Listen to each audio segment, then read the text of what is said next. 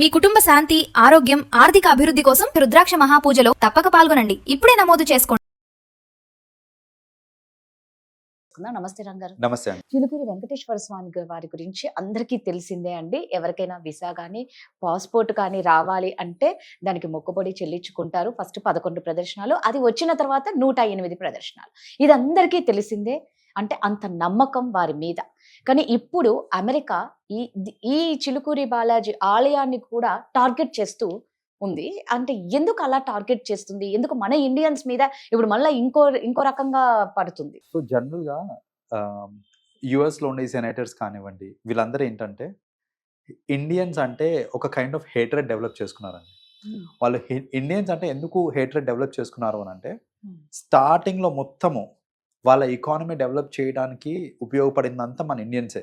ఇక్కడ నుంచి ఉద్యోగరీత్యా వెళ్ళి అక్కడ పనులు చేసి, కంపెనీస్లో పని చేసి, వాళ్ళు అక్కడ ఉండి వాళ్ళ ఎకానమీని డెవలప్ చేసిన మనము ఇప్పుడు వాళ్ళకి ఏ పొజిషన్కి వచ్చేసారంటే, మన నైపుణ్యం ఏంటో మనకు తెలుసు. లైక్ ఇండియన్స్ అది సాఫ్ట్వేర్ నైపుణ్యం కానివ్వండి, లేదంటే ఏదన్నా సరే మన స్కిల్స్కి వాళ్ళు అబ్సల్యూట్ మిస్ మ్యాచ్. మన దగ్గర చూస్తే కనుక నెంబర్ ఆఫ్ వర్కింగ్ అవర్స్ నుంచి స్ట్రెచ్ చేయాలని కూడా చేస్తారు మనలో. 9 గంటలు అంటే 9 కాదు, 10, 11, 12 గంటలు పని చేయమన్నా చేస్తారు మనోళ్ళు.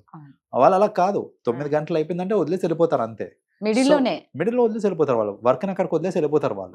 సో ఇలా ఏంటంటే మనం తీసుకునే సెన్స్ ఆఫ్ రెస్పాన్సిబిలిటీ కానివ్వండి, మన స్కిల్స్ కానివ్వండి, ఇవన్నీ మన దగ్గర ఎక్కువ ఉండేసరికి మన వాళ్ళకి అక్కడ ఆపర్చునిటీస్ ఎక్కువ వచ్చి, మన వాళ్ళకి జాబ్స్ ఎక్కువ వచ్చి, లోకల్ వాళ్ళకి జాబ్స్ లేకుండా అయిపోవడం అనే సినారియోకి వచ్చేసింది అన్నమాట.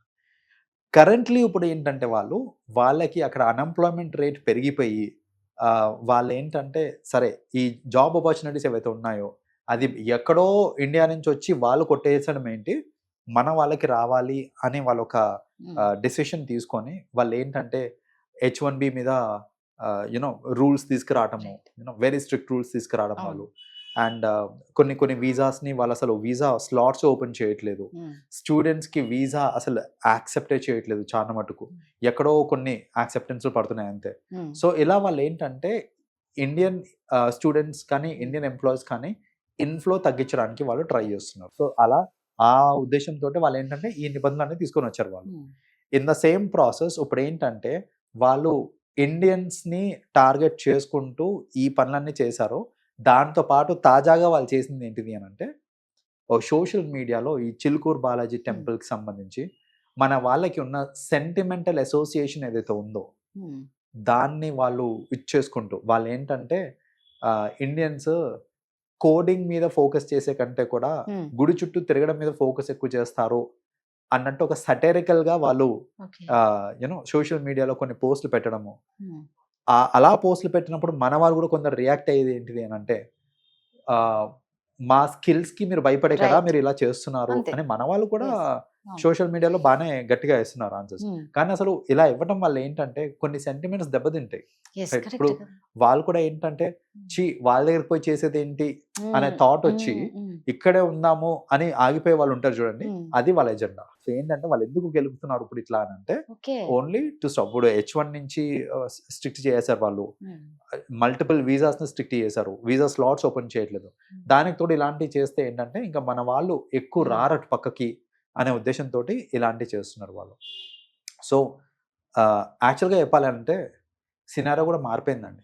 ఇంతకుముందు ఏంటంటే యుఎస్కి వెళ్తే డాలర్లలో సంపాదించవచ్చు, చాలా డబ్బులు మిగులుతాయి అనే ఒక కాన్సెప్ట్లో ఉండేవాళ్ళు. కరెంట్ సిచ్యువేషన్ అలా లేదు. ఇప్పుడు కరెంట్ సిచ్యువేషన్ ఎట్లా ఉందనంటే, వైఫ్ హస్బెండ్ ఇద్దరు వెళ్ళారనుకోండి, ఇద్దరు వర్క్ చేస్తే అందులో 1.5 శాలరీ పోతుంది, ఒక హాఫ్ మాత్రం వాళ్ళకి మిగులుతుంది అంతే. ఆ లెవెల్ ఆఫ్ ఎక్స్పెండిచర్ ఉంటుంది. ఒక్కడే వెళ్ళి పని చేస్తున్నాడు అక్కడ అని అనుకోండి, కొద్దో గొప్ప మిగులుతుంది. ఒకడు పని చేస్తున్నాడు, ఒకళ్ళు డిపెండెంట్ లాగా వెళ్ళారనుకోండి, ఏం మిగలవు అసలు. వెళ్ళడం ఎందుకండి? సో అలా ఏంటంటే సిచ్యువేషన్స్ అన్ని మారిపోయినాయి కాబట్టి మనం కూడా ఇప్పుడు మన ఇండియాలో కూడా చాలా ఆపర్చునిటీస్ ఉన్నాయి, వస్తున్నాయి, డెవలప్ కూడా అవుతున్నాయి ఎన్నో ఆపర్చునిటీస్.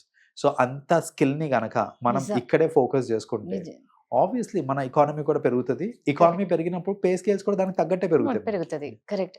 నిజంగా అంటే పరదేశం మీద ఉన్న మక్కువ మన భారతదేశం మీద పెడితే మరి మీరు అన్నట్టు ఇంకా ఎంత బాగా ఇంప్రూవ్ అవుతుందో ఖచ్చితంగా. మీరు అన్నట్టు ఇక్కడ కూడా ఆ లెవెల్ శాలరీస్ ఇస్తారేమో. రైట్. సో మనకి ఆ లెవెల్ సాలరీస్ లేకపోయినా ఆ లెవెల్ ఎక్స్పెండిచర్ ఉండదండి. ఇది కరెక్ట్. ఆ లెవెల్ ఆఫ్ ఎక్స్పెండిచర్ ఉండదు కాబట్టి Yes. మీకు ఎన్నో 4 డబ్బులు కనిపిస్తాయి మనకి. Correct correct. సో మీరు అక్కడ 4 లక్షలు Ah. సంపాదించిన ఒక నెలకి లైక్ ఖర్చులన్నీ పోగా మిగిలేదు ఎంత అంటే ఎక్కువ ఏం లేదు అక్కడ. రైట్ ఇక్కడ నువ్వు 1,50,000 సంపాదించిన ఖర్చులు పోగా నీకు 1,00,000 మిగులుతుంది. కరెక్ట్. రైట్, నువ్వు ఎంత కొంచెం Yes. మోడరేట్ గా బతికినా కూడా Mm. నీకు 50,000 నెలకి ఖర్చు పెట్టుకున్నా కూడా 1,00,000 మిగులుతుంది కదా. సో 1.5 lakh లో నువ్వు 1,00,000 మిగిల్చుకోవడం బెటరా, 4 లక్షల్లో నీకు 30,000 20,000 మిగిల్చుకోవడం బెటరా నువ్వు? Yes. సో అట్లాంటి క్యాలిక్యులేషన్స్ కూడా చేసుకొని పోతే బెటర్. నిజమే అండి. ఒకప్పటిలాగా లేదు కాబట్టి ఇప్పుడు. కరెక్ట్. సో ఇదంతా చూస్తూ ఉంటే నిజంగా ఫస్ట్ ఆఫ్ ఆల్ వెళ్ళడం అవసరమా అనిపిస్తుంది మీరు చెప్పినట్టు. కొంతమంది లేదు ఖచ్చితంగా వెళ్ళాలని ఇప్పటికీ ఇంకా వాళ్ళకి ఆ కోరిక ఉంటుంది. అలాంటి వాళ్ళకి మీరు ఏం చెప్తారండి? So case to case matter అవుతుందండి ఇది. మీరు ఆల్రెడీ ఇండియాలో ఒక మంచి పొజిషన్లో ఉన్నారు, ఒక మంచి సోర్స్ ఆఫ్ ఇన్కమ్ ఉంది, Hmm. ఇవన్నీ వదిలేసుకొని నేను యూఎస్లో ఫ్రెష్గా స్టార్ట్ చేస్తాను అని అంటే చేయకండి. రైట్. రైట్, మీకు సెటిల్మెంట్ సరిగ్గా లేదు ఇక్కడ. నేను యూనో నాకు వెళ్ళాలని కోరిక ఉంది, అది నా ఆశయం, అది ఇలాంటి థాట్స్ ఉన్నాయి, లేదా నేను ఫినాన్షియలీ సెటిల్ అవ్వలేకపోతున్నాను ఇక్కడ అనే థాట్స్ ఉన్నాయి అనుకోండి, అప్పుడు ట్రై చేయండి అక్కడ మీకు. సో అలా ఉంటుంది. అండ్ ఇంకొకటి సోషల్ లైఫ్ కూడా చాలా ఇంపార్టెంట్. కొందరికి ఏంటంటే సోషల్ లైఫ్ లేని బతకలేరు వాళ్ళు.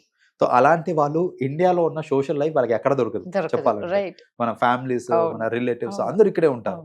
వీళ్ళందరినీ వదులుకొని నేను యూఎస్కి వెళ్ళిన తర్వాత ఎన్ని రోజులను వీడియో కాల్స్ వల్ల మాట్లాడతారు మీరు? ఒక కైండ్ ఆఫ్ డిప్రెషన్ వచ్చేస్తుంది.